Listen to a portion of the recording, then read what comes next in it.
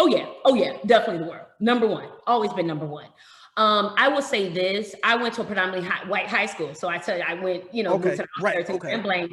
I was the only African American in many of my honors classes, right? Most of my classes. My friends, in Grand Blanc, of course, were a mixture. So I love, I still keep in touch with many of my high school classmates, white, black, Hispanic, Asian.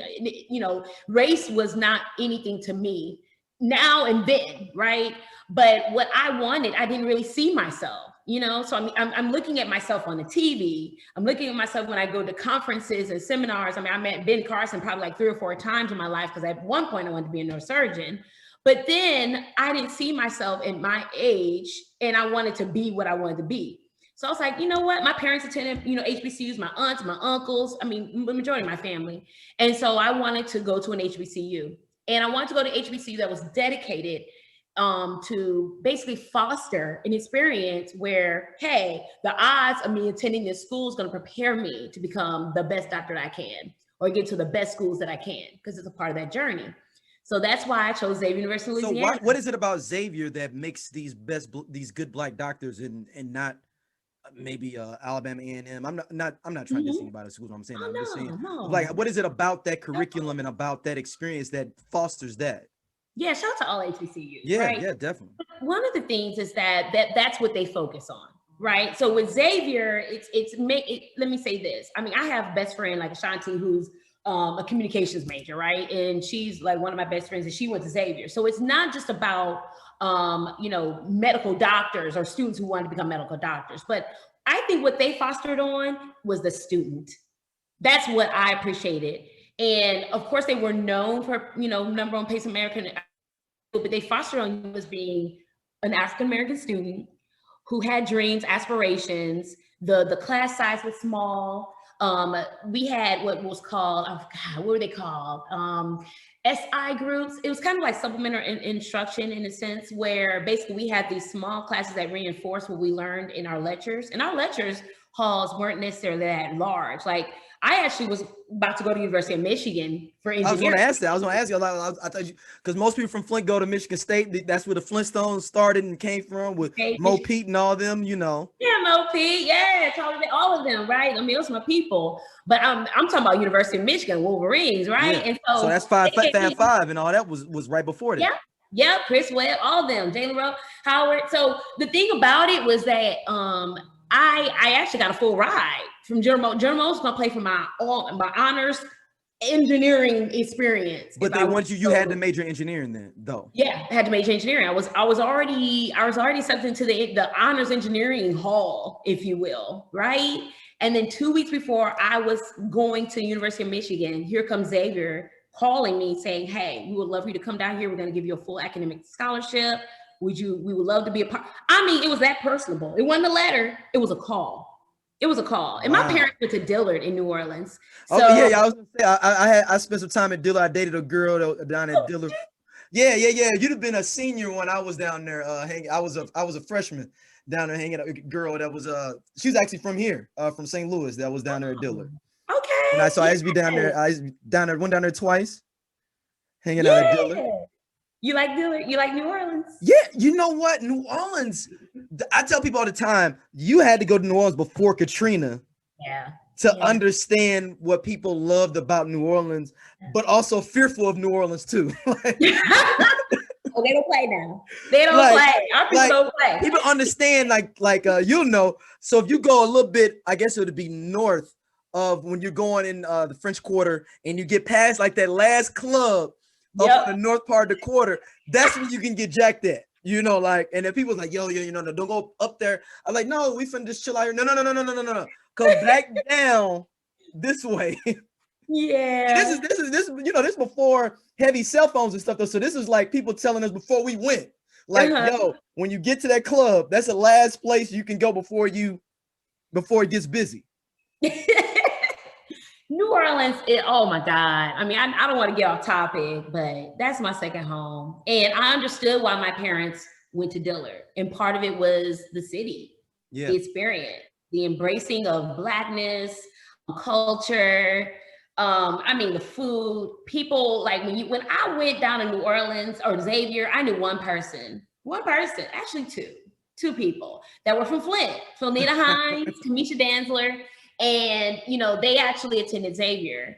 And so that's the only two people I met. When I left Xavier, I left with a lifetime of friends. Whenever I go back to the city, I mean, me knows, like, I know the restaurant owners of city, you know, of places, because they took care of us. Like, people who didn't even know me was like, do you have somebody, you know, you have a place to go for Thanksgiving? You have a place to go for Christmas? You, baby, you don't have to get home for spring break. You know, if you here for Mardi Gras, you want to come back, even after graduating. I mean, it was that real, seriously. And any student that would tell you that went to Xavier had a similar experience. Seriously. Do you think it's the same for students that went to Tulane or Loyola or anything like that? I'm sure it was. I think it was, it's really the culture of the city that I appreciated. So I love New Orleans. It will always be my second home. St. Louis, my third, because that's why I went Nets, right? Yeah. New Orleans, yes. And it's so unfortunate what happened, how some sort of devastation, right, happened to the city, but it didn't take away the spirit of the people. You know, people that are from New Orleans that live here in Houston are the same way. They're the same way. I mean, the St. Louis people is just that they gotta act. Yeah. It's all the same. It's all the same. No matter where you are, it's within you, right? It's your spirit, your soul. So that's what I really loved. It was a heartbeat of how I just really got through during my college years. And like I said, the friendships I met, I mean, people from all over. Yet we still lifetime friends. So when you got down to Xavier, were you going to from engineering the same way, or did you they automatically knew? Did you want to? How was that transition of like you were going to Michigan for engineering? Did they think you were coming there for engineering, or did you already kind of look at the medical field? It didn't take me long. Like, I know 2 weeks before I was going to Michigan, I was like, yes, I'm going to be a doctor. That's it. Wow. That's what it was. When I was 6, 7 years old, I remember saying to my parents, I wanted to be a doctor. I looked at pictures when I was 3 or 4 years old where they got me a doctor set. Of course, I didn't have memory at that time, but I knew that was birthed in me. I already knew that I was going to be a doctor. I didn't care how I was going to get there, how I was going to become it, what obstacles were going to get in the way. I knew that it was possible. I knew that I wanted to be a doctor, and that was my focus. And I spoke that into existence by praying about it, speaking about it out loud, and just really surrounding myself with resources and people that were going to be supportive of that goal. I think that's important for any person, student, child that's looking at this, is that if that's what you want to do, that's who you want to be, no matter where you are in your life, you got to speak it. And then the faith steps takes what that is just you actually working towards it. You making decisions that's what you want to do in life. Go ahead and start making steps towards that decision. That's the faith in mind that God sees and that he's going to support, you know, your vision, your desire. And so, you know, that's what I wanted to do. And so when I got that phone call, it was a no-brainer. So you as soon as you got the phone call, I switched my major too. Just like that.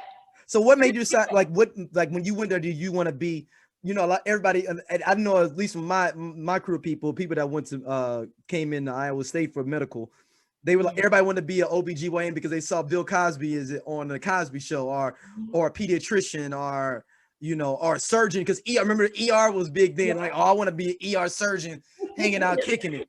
Did you know that you wanted to go into the psychiatric side? No. When you first got there? I didn't. I wanted to be a pediatric neurosurgeon, like Dr. Steve Black and Callie. You want to be a neurosurgeon. You wanted to go all the way there. Man, I already had my people. Like I said, Dr. Keith Black, Ben Carson, Alexa Kennedy, Masor. Like, I already seen them on PBS specials. I already followed them. I've gotten their books. I know their stories. Like, if you look up Alexa Kennedy and know her story, she was like the first resident in her program to be a pediatric neurosurgeon. Like, it's these greats that I was like inspired by. So you're exactly right. Who we see on TV, right? Yep. What we see on TV feeds our mind, it feeds our brains, right? It probably becomes seeds within us. And if we actually look at, okay, this is something I'm doing, you can harvest that. And all of a sudden you're just like, oh, that's what I want to do. That's what I want to be. So I want to be a pediatric neurosurgeon. And just like these people that inspired me. And when I went to St. Louis, so I came to St. Louis because I failed I didn't fail my MCAT. I guess you can't fail it, but I did poorly on the medical school entrance exams. This was the first time I actually did. I've lived a couple different lives, Don. I dated a woman that was taking the MCAT and stuff, so I knew that I understood that whole process where you have to choose 3 different places, but you don't know, and like they rank you. It's like some people they did some weird stuff. Like, so when you take your MCAT, you apply to only a certain amount of schools, but then they can rank you or something, and then like you're automatically accepted. It's like something weird where like, and you have to go there or something, like the way like they rank, isn't it something like that? Or so no, that's called a match. So that's already when you're in med school and you're applying for residency. Okay. You're exactly right. So that's the match.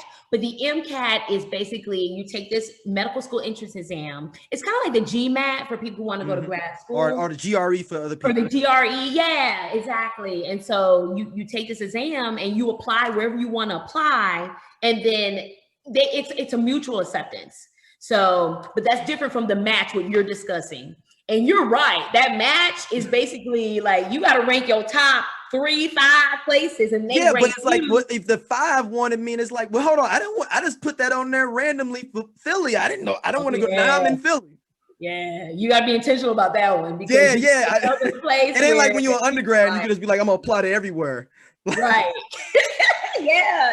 And I think I interviewed at 10 places for that, right? See? But going back to the entrance exam, like, dude, like I didn't do well at all. And I actually shocked myself because I always did well. And I'm not saying that out of cockiness. I'm saying that like, okay, I'm only Black in my class in high school. I had a 10th grade counselor who told me that I was dreaming too big of me wanting to be a doctor in 10th grade. Like, you think you hear this at elementary school? Nah, player. I heard this in 10th grade, right? Where I already know who I am. I'm coming to knowing who I am. So, I strive, and it's a psychiatrist. It's so unfortunate that certain degrees of trauma have to motivate us. Like, they become our motivators. It's so sad that motivates us, not from our experience, but that's projected onto us to where, okay, we got to be better, even though we have that motivation internally anyway from the very beginning. Why does trauma have to? I just was interviewed for a magazine that's coming out in like a few weeks for an online magazine, and they asked me what was my biggest motivator, and I was like, pain. And I thought back, I was like, damn, why did I say that? And I was like being funny but like being real and funny at the same time. But it was true, because a lot of things I've done, which sucks, I've built off the pain. Like, or either I'm trying to get back, I'm trying to prove something. And I remember I heard someone say, you can never get revenge on poverty. And that kind of shifted my mind state with that. Like, I can never get revenge on what I came up from. You can never get revenge on your experience. You can never get revenge. So that kind of flipped my, and I emailed like, hey, can you take that out? And I was like, no, you know what? I'm not going to, it's cool. Because I didn't like that I said that, but it's real though. It's real for so many of us. It's unfortunate, but it's real. And it becomes a part, it can play a role in our adulthood later on in life if we don't identify what led us there, and if it's a part of who we are, and if it's hindering us from being better. And I don't want to get off topic, but you're good. This is people get this knowledge. So some people may look at the perspective of, pain is our motivator. And that's true. That's just real. There may be associated with feelings. That's just real, right? So, here I am, I didn't do well. And so St. Louis was one of the places. St. Louis University School of Medicine was one of the few programs that offered a post-bac program that was focused for gaining minority. They didn't have any.